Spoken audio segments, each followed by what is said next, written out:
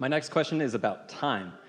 I feel like you have never negated the fact that we're experiencing time in a linear way. Oh, you are in a time-space reality because it helps you to focus. And most important, because in your awareness of your time and space, you can feel the satisfaction of your motion forward.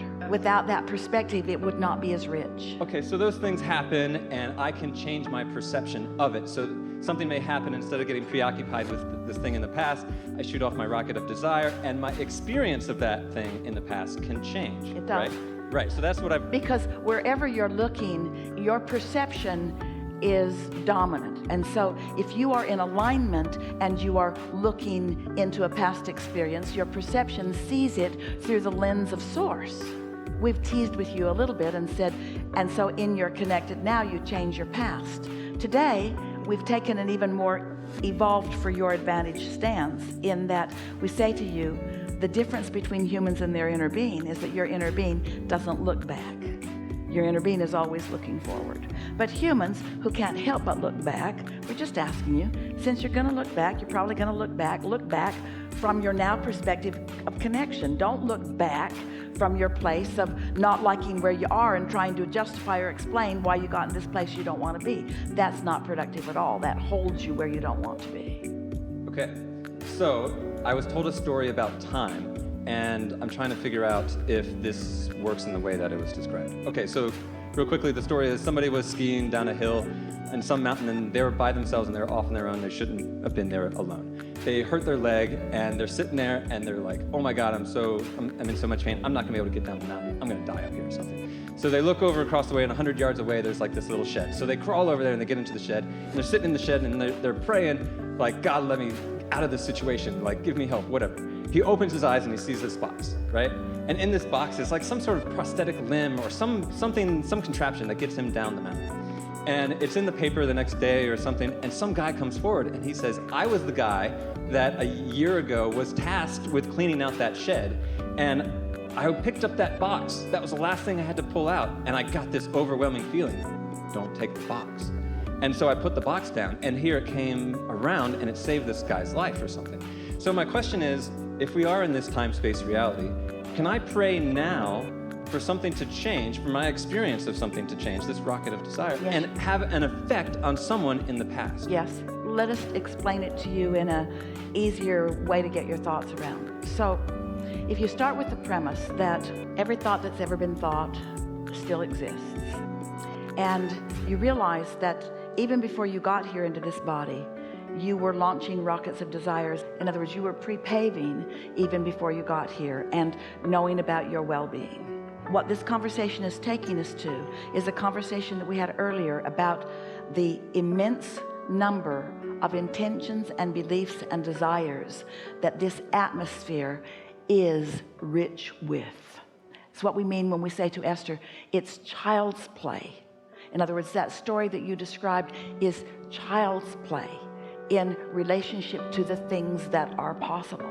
Because in your desire for well-being, you've put things into the vortex that are underway, and their ability to be translated into realness is only about your ability to perceive them. Because you're slow at doing that, you have a distorted view of reality. You think things have to go really, really slow because as a human race, things have been going really, really slow for one reason and one reason only. You are enamored with what is, so you give most of your attention to what is. So what is just keeps being what is. Different faces, different places, but same experiences over and over and over again. When you catch a whiff of the universe's ability to take your thoughts can instantaneously be transformed into things. It isn't only that someone from the past put it there and you got a thought and another thought and another thought that led you there. There's a lot of that goes on. It is that things can shift in the moment based upon your ability to believe what you are desiring. One day, Jerry and Esther, someone handed them a book, and the book was written by someone who was talking about abundance. And there was an analogy given that once you really get into the vibe of abundance, that it'll start demonstrating to you in lots of ways. And so in this description, pennies would start showing up everywhere. And Jerry and Esther read it, and they were not resistant to the idea of it, but it didn't feel very important to them. They felt in a sort of snobbery sort of way that they were way past that way of understanding creation. They weren't looking to create pennies. But the story captivated their interest just the same. And then the number of pennies that started showing up in their experience became ridiculous. It was like a raining of pennies around them. They were finding 20 and 30 pennies a day in places where they shouldn't have been, where they'd never been before. Esther was actually thinking for a while that Jerry was playing tricks on her, and he was thinking the same of her. In other words, so many weird things with the pennies, because they'd activated in their vibration, and the universe was demonstrating that anything that's active in your vibration can come into your reality if you are amenable to allowing it to be. Well, they're amenable to allowing the universe to create in their experience in any way that they're giving their thoughts, provided it's something wanted. And so they were wide open vessels for the universe to play with joyfully in that way. So this went on for several days, and they're getting on an airplane, and they got onto the airplane, and they're sitting in the bulkhead.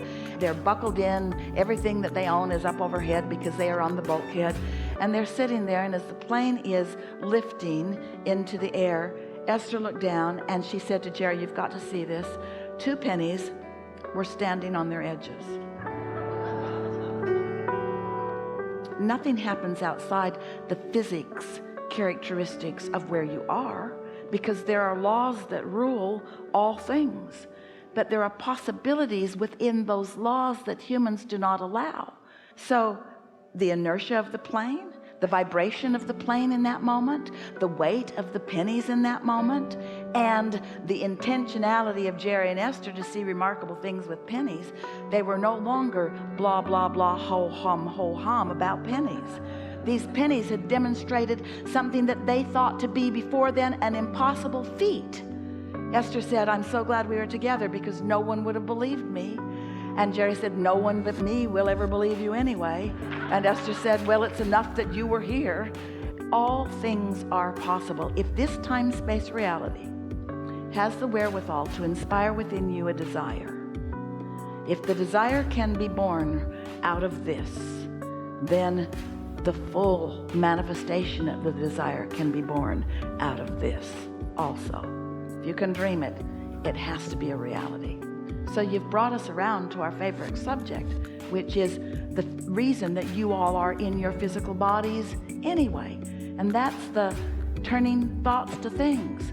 It's the comprehending the vibrational nature of this universe and molding or modifying my thinking to a place of expectation so that I can allow the thoughts of my desires to become bigger, more momentum, more pleasing, more momentum, bigger, more momentum, more pleasing, more momentum, until those vibrations become thoughts, and those thoughts become impulses, and those impulses become rendezvous with pennies or whatever.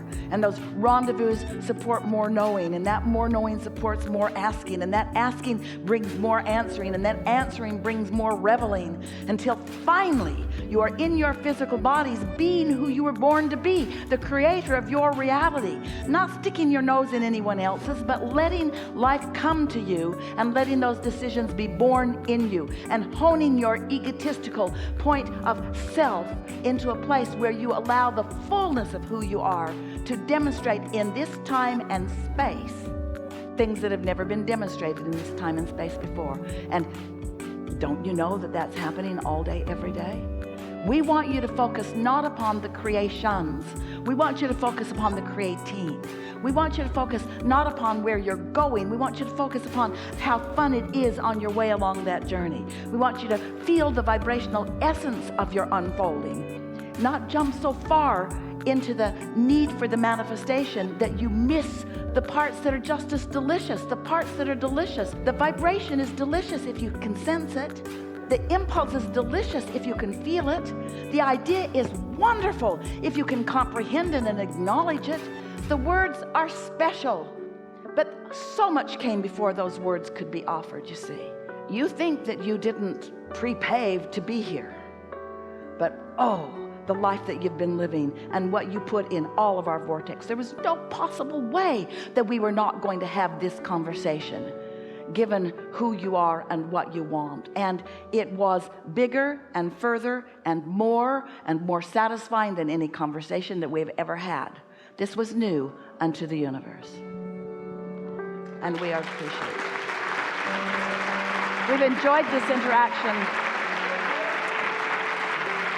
more than these words can explain, but the life experience that will unfold for you will demonstrate for you the shifting that has vibrationally taken place within you. In other words, you are a different vibrational being at a different vibrational place.